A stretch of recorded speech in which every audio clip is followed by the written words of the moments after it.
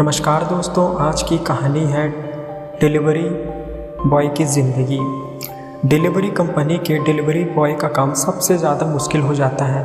उनके सामने किसी भी परिस्थिति में अपने कस्टमर को समय पर खाना डिलीवरी करने की चुनौती रहती है, फिर चाहे ज़बरदस्त बारिश हो या ट्रैफिक हो। कई बार हम जब बाहर खाना खाने के लिए जाना चाहते हैं तो बारिश के कारण हम जा नहीं पाते और हम ऑनलाइन ही ऑर्डर कर देते हैं, और वह तेज़ बारिश में भी भीगते हुए हमारे ऑर्डर का घर तक पहुंचाते हैं। वह खुद तो भूखे पेट काम करते हैं, लेकिन हमारे खाने का ऑर्डर वक्त पर पहुंचाते हैं। उनके लिए 5 स्टार रेटिंग हासिल करना भी सबसे अहम ज़रूरत है। कड़ी धूप में भी एक पेड़ के नीचे बैठकर अपने ऑर्डर का इंतज़ार करते हैं, और जैसे ही उनके मोबाइल पर ऑर्डर आता है तो वो उस ऑर्डर को उसी एड्रेस पर पहुंचाते हैं।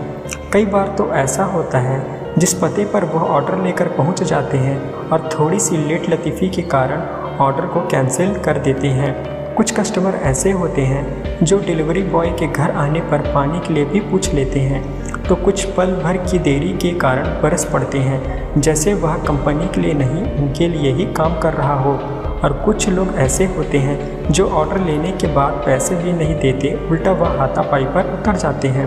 घर का लाखों का लोन पटाने के लिए कई बार ओवर टाइम भी करना पड़ता है, जिसकी वजह से वह सो भी नहीं पाते। ऐसे में उनका स्वास्थ्य भी ठीक नहीं रहता। ऐसी कितनी मजबूरियां होती हैं डिलीवरी बॉय की, फिर भी वह अपने काम को अच्छी तरह से करते हैं। दरअसल मैंने एक बार फूड ऑर्डर किया जो लगातार लेट होता चला जा रहा था, जिसके बाद उन्होंने डिलीवरी बॉय को कॉल करके उसके आने का समय पूछा।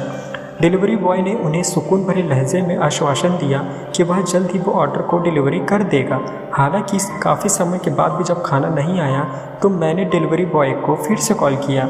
उसने फिर से काफ़ी शांति से 10 मिनट और वेट करने के लिए बोला। दरवाजे की घंटी बजी और मैंने जल्दी से दरवाज़ा खोला ताकि मैं डिलीवरी लेट आने की वजह से अपनी निराशा व्यक्त कर सकूं। लेकिन डिलीवरी बॉय को देखकर उन्हें तुरंत अपनी गलती का एहसास हो गया। डिलीवरी बॉय की आयु करीब 12 वर्ष की थी।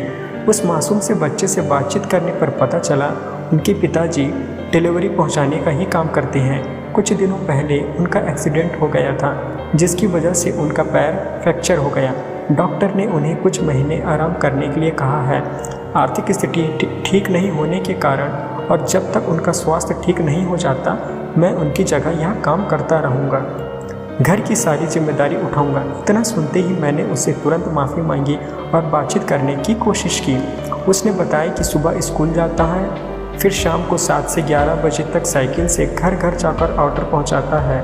घर आने के बाद कुछ देर पढ़ाई करता है। सुबह जल्दी उठने से लेकर सभी बाधाओं को पार करते हुए पूरा दिन बिना थके काम करना पड़ता है। कुछ देर बात करने के बाद उस बच्चे ने कहा, सर, मैं अपनी अगली डिलीवरी के लिए लेट हो रहा हूँ।